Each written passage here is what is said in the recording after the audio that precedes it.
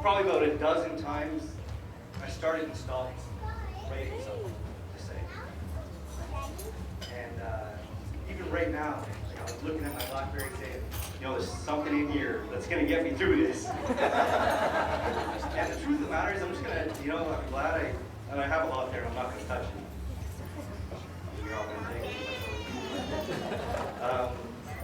There's so many people here, like I can't talk to the group, but we introduced people when we were walking in. I felt like the introduction should go on and on and on and on. Thank you all. Stacey's been gracious enough to let me babble, so I'm going to do most of the babbling, I think. And so I'm going to babble up on this one here. Maybe a week or two ago, I'll get into the family thing after. But right now, like, there's too much family here, and everybody, the lines between friends and family is, I can't even see them, you know, on a night like tonight. So I was watching a show on American PBS. And it was about 2:30 in the morning, Stacey was sleeping, and it was about national parks. And it was about a national park in Maine called Acadia. And they were showing, this is going to take a little minute, just bear with me, figure since I have you here. They were showing a river, and they were talking about Robert Frost. It happened to be a poem he wrote about this river, and they're talking about the water and how it goes down. And Robert Frost said perfectly, I'm going to say it a little less perfectly, that when it hits a rock at a certain point in a river, the water bounces back and like makes a splash. And the splash at that moment, not only is it reflected, you all see it, you take notice of it, but it's also sort of going backwards. You know, the river's going this way, it splashes, it goes backwards, it's going back to the source, back to where it came from.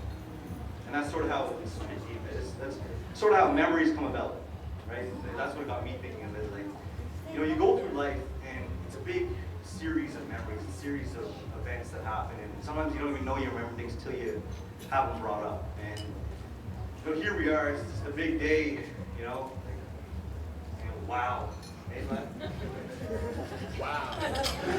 It's a big day, and we've been sort of building up to it. You know, we got engaged, and everybody was, you know, flooding into love and congratulations, and then, you know, months go by, and we plan, and more people throw their pieces into the pie, and eventually we get to here, and this is the big day, and like, I guess, you know, when we set our vows would be the big moment, maybe when we kiss would be the big moment, or maybe, you know, it's hard to say, but I don't think it actually is that.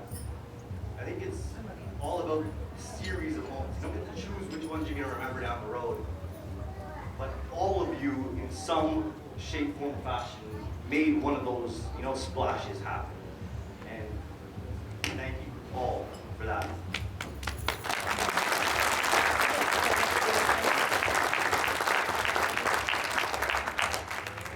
That went a lot better than I thought it was. And then, you know, so anyway, just to say something I know I'm supposed to speak to Tom and Lonnie and Matt and Christina. The list goes on and on. Jeff from Australia, you know, doing my being. Anyway, I'm not going to do that because I'm going to do the introductions. But that same day, or maybe it was a different day that Tom was talking about when I came to their house. Stacey introduced me. I was dropping her off. The day that Matt was saying I was wearing the Bob Marley t-shirt. I tried to button. I had a button-up shirt. I tried to button it up, but I guess I didn't do a good enough job. And I walked up to the door, and Stacey was like I just dropped her off. It was probably about 11 o'clock at night, and she's like, "Come in, come meet my family." I was like, "No, it's okay, you know." She said, "No, just come and say hello." And then the door pops open, there's somebody there. So I'm like, you know, like they trained me well. You get out of the car and walk up to the place. Stacey was important to me even then, right off the bat. So I went up, and the first head that popped around the corner was Christina. And she said, "Hey, how you doing?" Like she knew me for a million years. Big smile, and shook my hand, and you know, she was just really happy to see me. And then Stacey's brother popped around the corner, and he's like, "No, it's all love," and then, you know, big handshake. And then Stacey's brother popped around the corner. Yeah, I said it twice. So the first one was Tom. My whole life, you know, all of you have been so accepting, and you brought me all, like, there's so many families that I'm involved in, and Stacey's involved in this room, and right from that very moment, like, I've, you know, never been just off the bat drawn. All four of them were just come in, have some food, sit down with us right off the bat. And it was from then on that I was never anything less than completely welcome. That goes for everybody, Jackie, Dawn, Jim, Alex, Jane, everybody. And I appreciate that. I appreciate all you. I love you all. And I'm going to stop now because I would literally name every single person in this room. And we got to get drinking and get eating. Thank you.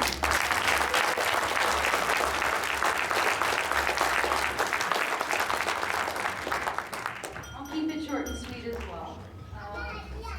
I'm just so thankful to, again, everyone in this room who's either encouraged us in a separate way or been a part of our lives separately or together, or a part of the family, or are now part of our family.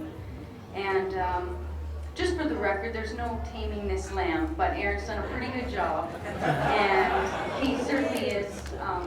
I'm so very looking forward to becoming his wife, or I am his wife now, but becoming a part of his life and getting to share in the half of this room and the other that wasn't already mine. So that's really encouraging to me. And I don't know who said it, but somebody coined us Team Chinesi once.